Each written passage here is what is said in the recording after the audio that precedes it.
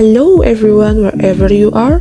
In this video, we will discuss a topic about ethics in tax accounting. We will not only discuss about the theory, but also case study related to the topic of discussion today will be present. Before that, here I am and my friends who will accompany you until the end of discussion. Without further ado, let's get started. Tax accounting can be defined as a process of recording, classifying, and operation a financial transaction related to tax obligation and ending with the creation of fiscal financial statement in accordance with the relevant tax provision and regulation as the basis for making an annual notification letter. Function of tax accounting including is 1. As a strategic planning, 2. As data analysis material for a company, 3. Publication as a means of providing information on company report to investors or parties outside the company, and 4. Comparison is meant that this function becomes a comparison that can show the deployment of tax from each period. What does a tax accountant do? The person or entity who tasked with carrying out activities in the tax accounting sector is called a tax accountant. Like any job in general, tax accountants also have professional responsibilities that must be carried out. Below are the function and responsibilities of a tax accountant which you can know, namely 1. Prepare and manage financial reports, accounts, and also notes or invoices or leases from the company. 2. Carry out collection and billing activities such as in terms of tax, rent, and income. 3. Recording and managing each financial transaction in the general ledger. 4. Perform repairs and maintenance related to files and records related to the company's financial activities. 5. Preparation of financial reports and budget analysis that has the goal of preventing high expenditures. 6. Perform calculations and prepare reports related to tax finance by adjusting to applicable rules or regulation. 7. Analyze the company's transaction using stakeholders. 8. Carry out book closing activities at the end of the year and the end of the month. 9. Prepare documents and files needed in financial statements audit activities. And the last, a tax accountant also has responsibilities to the accounting manager and makes a report on what is done to the manager. Next, I will explain about professional ethics of tax accountant. The statement on standard for tax service are general ethical considerations that underline the standard made by the Tax Executive Committee of the AICPA, whose interpretation replaced the SRTP and its interpretation since October 1, 2000. What is interesting is the opening sentence. Standards of practice are the scope of self-declaration as a professional. Members must fulfill their responsibilities as professionals by advocating and maintaining standards against which their professional performance can be measured. In such cases, the best indication of the ethical standard that a tax accountant can meet can be found in two standards. There are 6 standards found in SSTS, namely: Number 1. A tax accountant should not suggest a position unless there is a realistic possibility for continued good. Number 2. A tax accountant may not make or sign a return if this is in a position that is not recommended under point 1. Number 3. A tax accountant can suggest a position that he thinks is not reckless as long as it can be disclosed. Number 4. A tax accountant is obligated to advise client on potential penalties in several positions and suggest disclosures. Number 5. A tax accountant must not suggest a position that exploits the IRS audit selection process Or number 6, it is forbidden to act only in a position of refuting.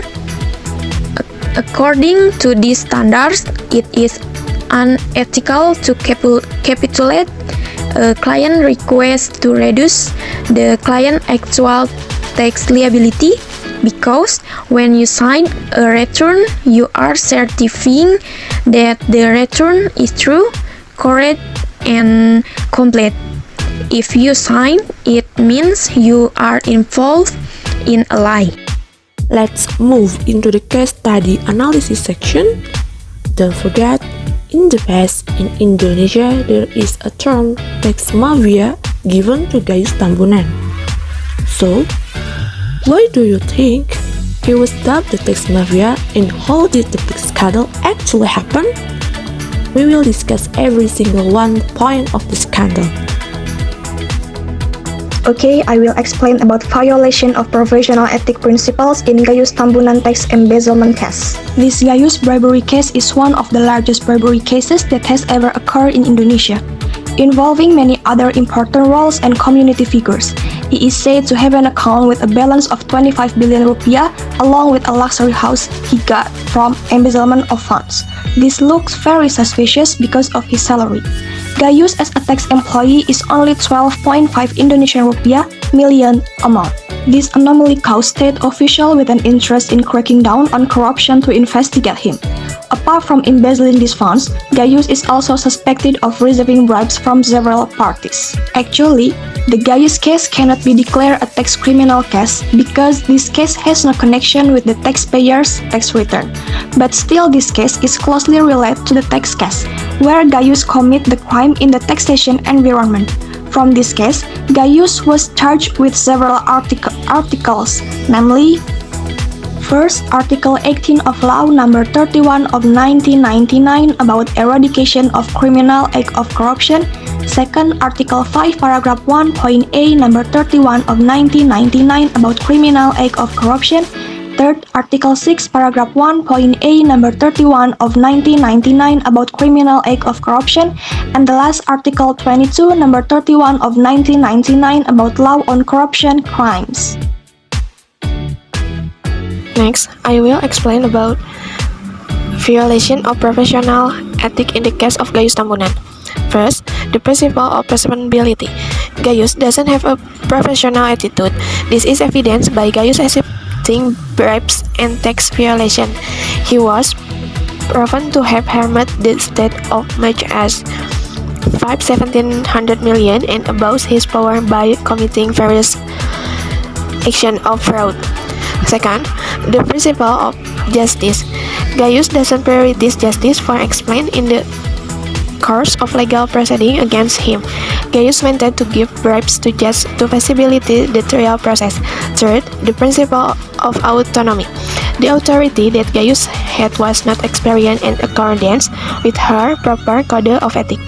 This is evidenced by Gayus accepting bribes for various parties related to the management of tax objection lawsuit, reduction tax objection, and committing money laundering. 4. The principle of integrity. Gayus lacked the moral integrity and moral qualities that he should have been able to apply to himself or his family. He treated an activity that showed that the employee and institution of the Direction General of Tax looked like a place for corruption. 5. Public interest. With Gayus accepting bribes from the several parties, it means that he has used the money that should have been used for the construction of the country for the public welfare to enrich himself. 6. Integrity. Gayus showed his violation of his principle. He didn't have integrity in carrying out his duties and authorities. In fact, he undermined public trust in steps against this. 7. Objectivity. Gayus Tambunan doesn't have an objective attitude in carrying out his work as an employee of the Director General of Tax. This is evidenced by Gayus helping his client to get a victory in the tax court and receive compensation for his service. 8. Competence and due care. For this case, Gayus Tambunan has done one example of professional ethics by being violent to taxpayer. but being incompetent violates the principle of prudence and professionalism. Professional behavior. Gayus Tambunan violated professional ethics, which made the DGP look like a place for corruption. He was inconsistent with his reputation by carrying out action and activities that discredit his professions. And the last, technical standard. Based on this case, we can see that Gayus has deviated from the work standard of the Directorate General of Taxes, because all officers of the Director General of Taxes are prohibited from accepting bribes from anyone, including taxpayers. Based on the discussion above, I can conclude that ethics is very necessary in taxation practice, especially for the government and its officials, as well as public accountants who are also in charge of people's financial information. Ethics in this case concern distributive justice, non-discrimination, professionalism, and independence. In carrying out its function, the government must be able to uphold the policies that have been made and also take action against individuals in cases that pollute the world of taxation. Meanwhile, accountants themselves must be able to uphold their professional ethics in carrying out their responsibilities. This is enough for our discussion. Hopefully, what we convey can be useful for all who watch. Thank you.